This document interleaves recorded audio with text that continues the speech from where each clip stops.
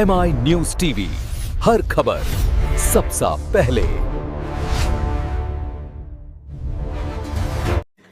বাংলার ভূমিপুত্র শুভেন্দু অধিকারী সর্বাঙ্গীন সুস্থতা মাথায় রেখে দমদম বিমানবন্দর এলাকায় টিঙ্কা দাসের উদ্যোগে হয়ে গেল এক মহাযজ্ঞের অনুষ্ঠান।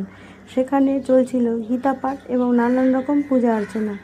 মোদির কল্যাণকর দিকগুলো যাতে জনগণের কাছে ভালোভাবে পৌঁছে যায়, তাই এই যজ্ঞের আয়োজন। সেখানে হাজার হাজারো মানুষ উপস্থিত থেকে মহাভোগে অংশগ্রহণ করে। MI news, Kolkata. 34 বছর, তারপরে 15 বছর দীর্ঘদিন পরে বিজেপি ক্ষমতায় এসছে। আপনি দাদাকে টাইগার বলে ডাকতেন, হ্যাঁ, এবং ভালোবাসেন। আমরা এর আগে আপনার একটা বাইরে প্রতিবেদন নিয়ে গেছি, দাদাকে টাইগার আপনি উপহার দিয়েছেন। কি বলবেন এই যে এত বড় একটা প্রথম করছে? টাইগার বলবো, দেখুন, কুকুরকে তো আর বাঘ উপহার দেওয়া যায় না। এর আগে যারা ছিল কুকুর, এর আগে যেগুলো ছিল তারা কুকুর ছিল। কুকুরকে কখনো বাঘ উপহার দেওয়া যায় না।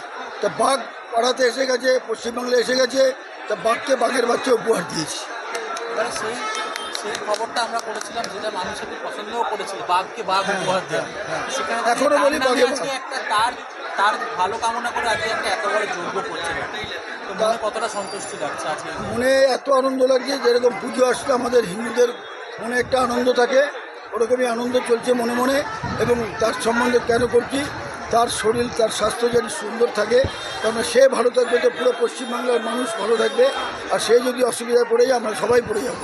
এই যে আজকে যজ্ঞের আয়োজন করে কত লোক নিমন্ত্রিত করেছে? এখানে 5000 লোক নিমন্ত্রিত আছে। কি ব্যবস্থা করেছে? এখানে খিচুড়ি করেছি, লাবড়া করেছি, আর বোঁদে করেছি। কি চাইলেন? কি চাইলেন?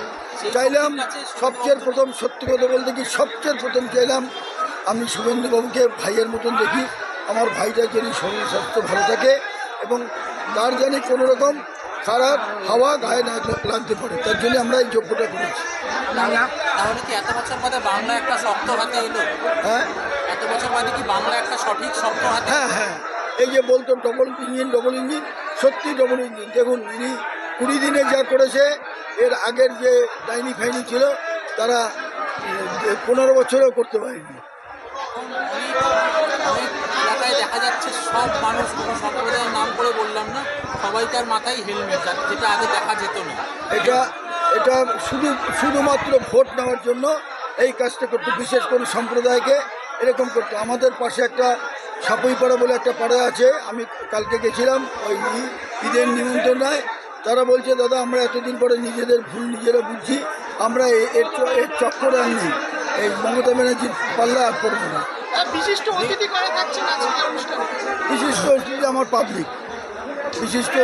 পাবলিক, আমাদের টাইগারের আশা, শুভেন্দু অধিকারীর আসার কথা ছিল, যেহেতু রাস্তা খুব ছোট সেহেতু আমরা রিস্ক নিই। বিশেষভাবে ঈদও পালন হলো রেড রোডে, আবার তাদের হাতে দেখা গেল ভারতের পতাকা। এটা কেমনভাবে দেখছে? এটা শিক্ষা দিল। শিক্ষা যদি না দেয় না, বাঘও কথা দেখবেন, বাঘ সার্কেসে কথা বলে, চাবুক দেখলে। তো শুভেন্দু অধিকারী প্রশাসনটা হাতে চাবুক নিয়ে করছে, যাকে ভালো দরকার তাকে তুলে চুমু দিচ্ছে, আর যাকে দরকার তাকে ধরে আঘাত করছে। ওই জন্য ঠিক পথে চলছে, প্রশাসনও ঠিক পথে চলছে। তবে একে একে দেখা যাচ্ছে টিএমসি নেতারা ধরা পড়ছে এবং তারা শিক্ষা দিচ্ছে। কি বলবেন? এটা আনন্দের ব্যাপার। আমার আপনার টাকা চুরি করেছে, করে এতদিন মস্তি করেছে, তা কাঠ খেয়েছে, ফার্নিচার বেরোবে। মাননীয় মুখ্যমন্ত্রী শুভেন্দু অধিকারীর উদ্যোগে বা শুভেন্দু অধিকারীর উদ্দেশ্যে ধোঁয়া যজ্ঞ করা হচ্ছে, কি বলবে এটাকে? এই যজ্ঞটা শুভেন্দু অধিকারী, মাননীয় শুভেন্দু অধিকারীর লড়াই, ওনার মঙ্গল কামনা, ওনার সাফল্য কামনা করে নিশ্চয়ই হচ্ছে। কিন্তু শুভেন্দু অধিকারী এখন রাজ্যের মুখ্যমন্ত্রী, মানে রাজ্য মানে ইট consist of all the people, মানে প্রত্যেকটা মানুষের। তাই এই উদ্যোগটা কিন্তু মুখ্যমন্ত্রীর থ্রু দিয়ে প্রত্যেকটা মানুষের মঙ্গল কামনা করার জন্যে এই একটা বিরাট যজ্ঞের অনুষ্ঠান করা হচ্ছে। মানুষের অনেক আশা ভরসার জন্য নতুন সরকার গঠন হলো, আসলে বিজেপি সরকার। কি মনে হয় মানুষের প্রত্যাশা পূরণ করবার জন্য কতটা এগিয়ে থাকবে এই সরকার? কারণ প্রথমেই দেখা যাচ্ছে যে এই সরকার কিন্তু একের পর এক স্টেপ নিয়ে চলেছে এবং ভালো স্টেপ নিয়ে চলেছে। এটা কন্টিনিউ চলবে। আমার একটা অনুরোধ, সবাই প্রসাদ খেয়ে যাবে, মানুষের প্রত্যাশা, মানুষের অহেতুক প্রত্যাশা নয়, মানুষের সঠিক প্রত্যাশা এই সরকার নিশ্চয়ই পূরণ করবে।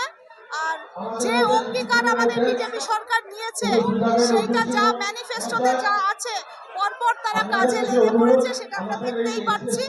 তো নিশ্চয়ই আমরা খুব আশাবাদী যে আমরা একটা সুন্দর বাংলা দেখতে পাবো আগামী দিনে।